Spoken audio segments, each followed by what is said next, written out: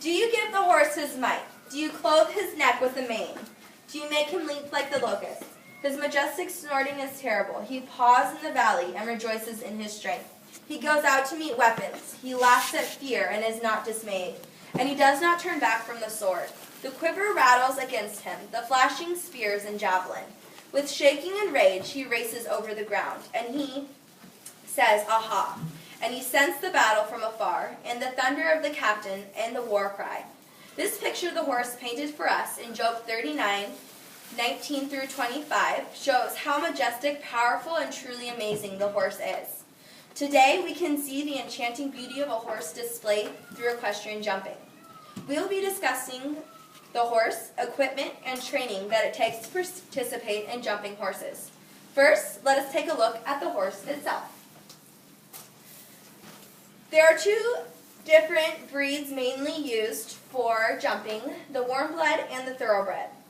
As Rebecca Pennington says, a warmblood is a horse with at least 5 generations of recognized sport horse bloodlines and that has been inspected and registered by a world-recognized breeding association to excel in the sport of dressage and or show jumping.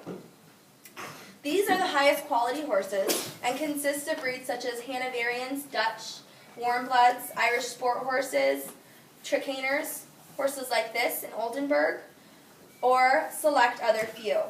A rising trend in jumping is retraining racehorses or thoroughbreds when they're done racing. These horses are not as well built and don't always last due to the fact that they are a little bit weaker, but if you can find one that holds up, then you are able to experience many years of jumping as well. The condition of the horse is equally important. Making sure that your horse isn't lame, injured, or has any past injuries that may be brought to the surface when jumping is important. It is important to evaluate your horse as well as to make sure that it is good conformation and doesn't have anything like crooked legs or a swayed back that could cause pain to the horse later on in jumping with the high demand that it places on their body. Having a quality horse is very important when jumping, but what's just as important is having the proper equipment in order to be able to ride your horse. Tack for your horse, as said in the Hunt Seat Equitation 3rd edition by George Morris, aids are the rider's means of communication with a horse. Among themselves, people communicate primarily by the use of words.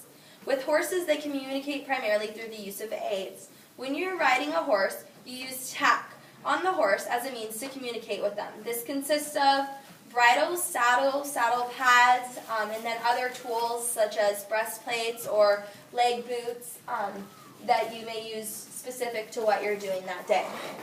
For the rider, you need the proper apparel such as riding pants, breeches, which allow you mobility and flexibility while you're riding, boots like the ones I'm wearing.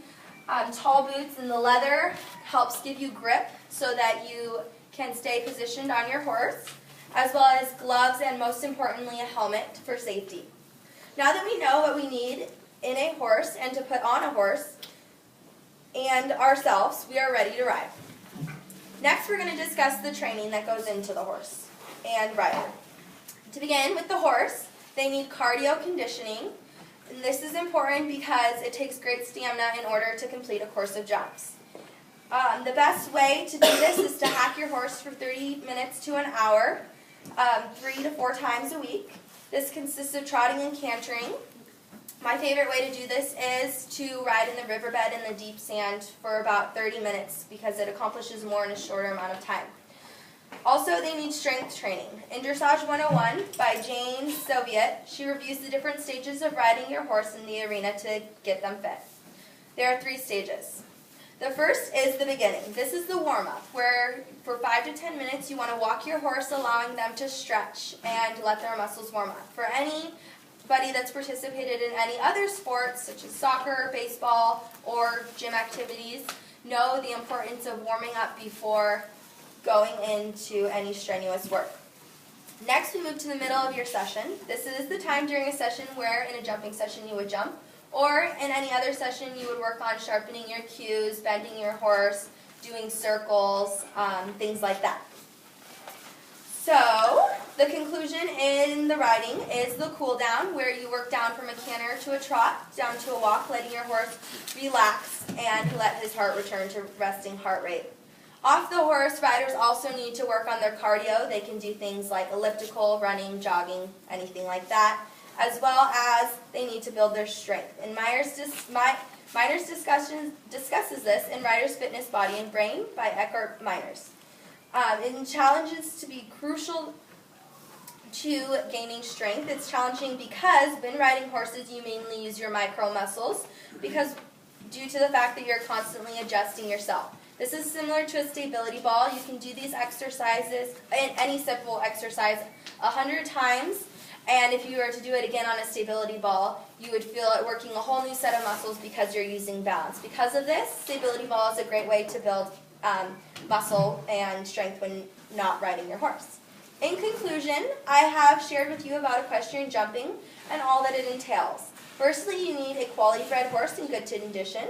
Second, you need proper tack and apparel to be able to ride your horse. And lastly, you need to follow the proper training and conditioning plan in order to jump to the best of your horse's ability.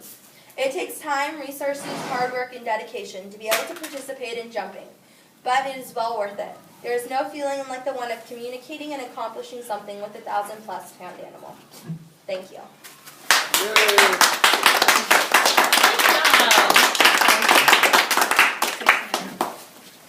Yeah. Okay, can you stop, please?